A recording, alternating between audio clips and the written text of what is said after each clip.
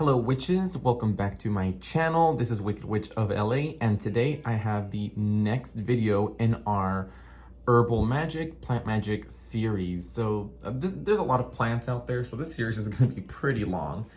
But today's herb kind of comes from a lot of requests. I've had a good number of people request for me to talk about wormwood. My last video I spoke about mugwort, and I had a couple people message me because I did mention in the video that I paired mugwort with wormwood. So a couple people asked me to make a video on this, so here we go. So wormwood is a very powerful herb. And I mean, this is strong stuff right here. It's not to be taken lightly. Again, it's a very strong herb. The plant spirit that resides within wormwood, it's very important to show it a lot of respect. That goes for any spirit, but you do really want to be respectful with wormwood. You want to use it wisely because it does have some amazing correspondences, but it is strong, and it's an intense herb to work with, a very, very powerful plant to have, and a really good ally to have with you. I think any witch or every witch should have wormwood in their apothecary ready, whether dried like this or an oil, or just growing in your garden. Very, very good ally to have. Now, to jump right in, wormwood. Its Latin name is Artemisia absinthium. I'm pretty sure I butchered that. This is a bit of a poisonous plant. In tiny doses, small doses, it is good, it's safe. But again, if you have health issues, if you're pregnant or anything else, don't ingest it. In the past, it has been drank as a tea to enhance clairvoyance and divinatory abilities. And it's recommended that you don't take more than half a gram in a tea per day. Again, I don't ingest it, so better safe than sorry. And it has been smoked in the past. Some people have smoked wormwood to induce visions and prophetic dreams and shamanic journeys. But again, smoking wormwood can have a couple negative physical side effects on you. So again, although those have been done in the past, I personally do not recommend it because, I don't think it's worth the physical effects of it. You can get just as good results from safer ways of using it. Now, some of the folk names that are associated with wormwood are madderwort and absinthe. And some websites, if you look at some websites that have lists of magical herbs, and you go to occult shops, if you ever see something called madderwort, it's the same as this. I believe it's also known as old woman or old mother herb. Now, wormwood is associated and linked to Mars as well as Saturn and the moon. It's more closely associated with Mars, but due to its correspondences, it also has a lot of links and a lot of attributes that are comparable to Saturn and the moon. It is linked to the element of fire and the goddess Iris. Now, wormwood is mostly used for, like I mentioned before, divination. That's one of the biggest things that it's used for, as well as spirit conjuration. Now, some other attributes that wormwood has is it can be used to remove anger. If you yourself have, you have anger issues, or someone that has anger problems, you can use wormwood to help with that. Simple spell for that is take a black candle, dress it with some really ground up wormwood. Of course, make sure that your petition intention is correct, and you can let that burn down to remove anger. It can also be used to used for protection against darker magic. So if you know someone that may be trying to put a jinx on you, put a hex on you, you can definitely carry some wormwood to protect you from another spellcaster's spells. You can even just put it in a little pouch like that, like a simple, and hang it by your front door to protect yourself from being witched. It's also used to protect from accidents. So if you're clumsy like me, you can put some in your shoes and go about your day, and you won't have to worry about accidents. Some people will also put it in a bag, or they'll put it in a jar and leave it in their car to protect from car accidents. It does aid in clairvoyance, especially when paired with other herbs and stones. So you can pair it with star anise. Star anise is amazing for developing psychic abilities and clairvoyancy. So you can definitely pair star anise with wormwood, and hey, you can even crush it up, dress a purple candle to aid and increase your clairvoyance. Now, you can also use wormwood when using divination. More so, divination has to do with speaking to another spirit or a being. So if you're scrying, if you're doing candle scrying, water scrying, using the spirit board, if you're using any form of divination that has to do with speaking with spirits, you can definitely incorporate wormwood or even burn it as an incense to aid you in that. And I'll speak a little bit more on this because spirit communication is very, very, it's a lot. There's a lot that goes into it. But again, it's used greatly to conjure spirits, especially spirits of the dead. So if you are looking to communicate more with your ancestors, if you want to go to a graveyard, you know, a lot of people like myself, like hoodoo and conjure women, and non-binary conjure people, trips to the graveyard are often made to collect grave soil for certain spells and rituals or to communicate with the dead. You can use wormwood for that because it can be used for any spirit really, but speaking with the dead, it's especially great for that, especially when you pair it with sandalwood. If you pair sandalwood with mugwort and burn it as an incense, I guarantee that you are going to encounter some spirits if that's something that you're drawn to. Of course, that form of spirit communication isn't for everyone. It is understandable if some folks are afraid of contacting spirits of the dead, but there you go. The information is there. Do with it what thou wilt. And if you do want to increase divinatory abilities, spirit conjuration, you can also pair it with mugwort as well. Now, wormwood can also be used for love.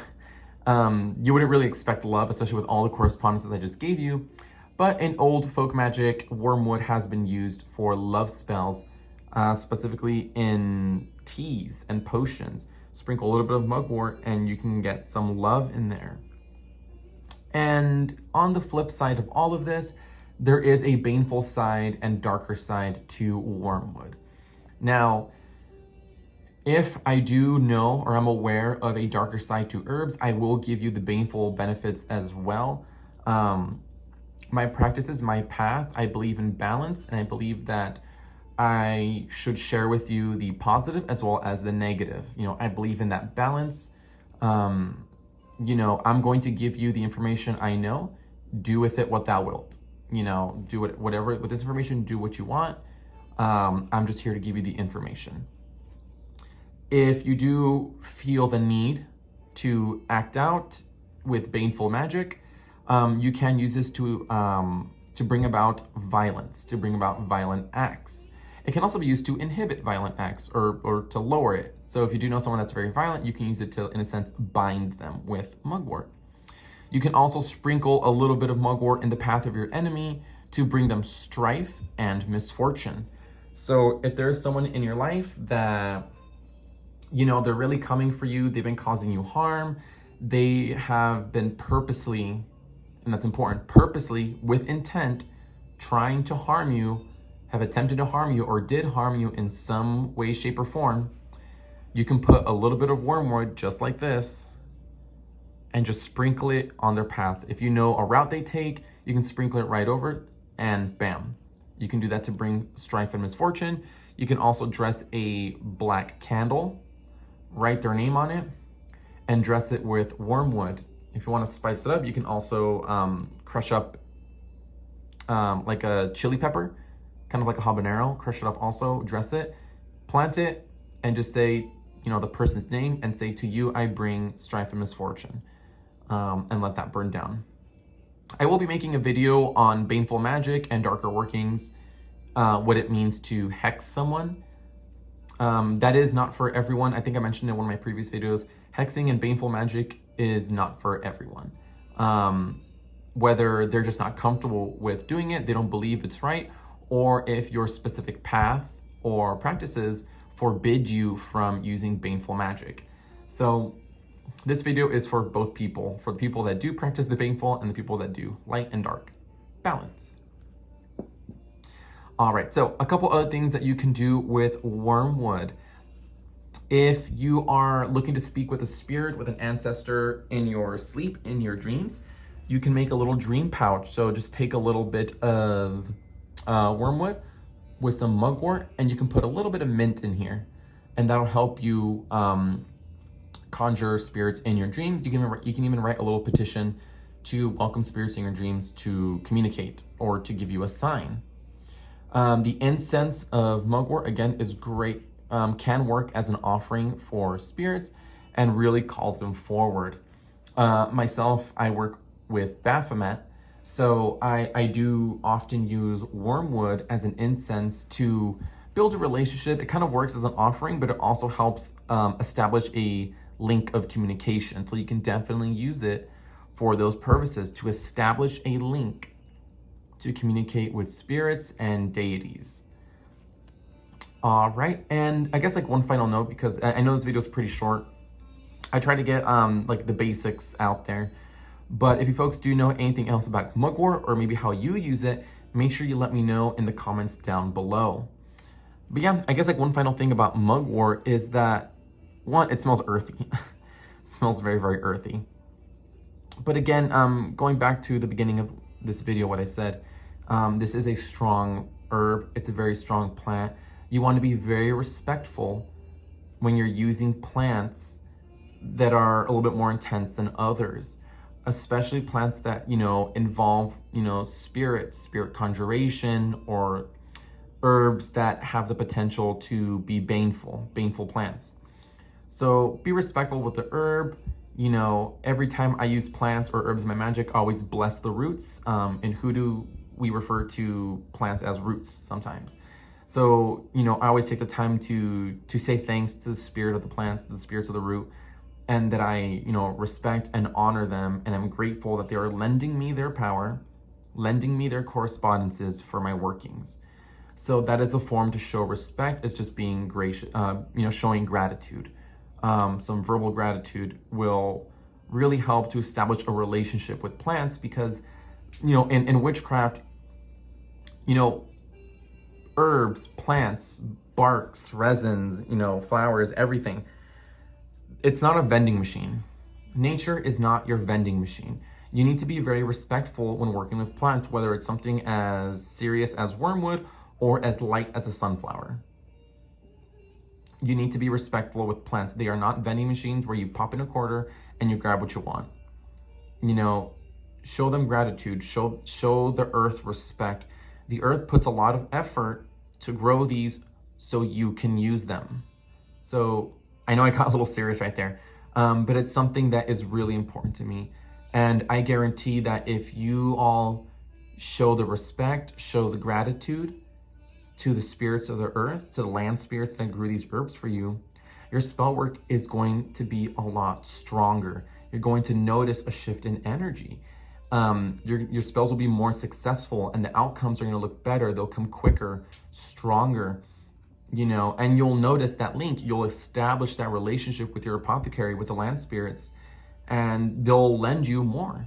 They will lend you more of their power. They'll give you more of their energy for your spell work, or for what, your rituals, whatever it is that you're doing. So again, make sure that we're always being respectful to the land spirits that gave us these beautiful, beautiful plants, these amazing tools. All right, my beautiful brujos and brujas, that is it for today. Wormwood. Let me know what you think. If you have any more questions about wormwood, please let me know down below in the comments. Or if there's something that maybe I didn't mention in the video, feel free to let me know down below. I would love to learn from you, or how you personally use wormwood. All right, witches, if you don't already follow my Instagram at Wicked Witch of LA, I'll leave that info down below as well. Make sure you follow, because I will be posting, I do post almost daily, just tips and tricks and just random witchy things about my journey that I can share with you all. All right, witches, thank you so much for joining me today. I hope you learned a little something new, and I will see you in the next one. Blessed be.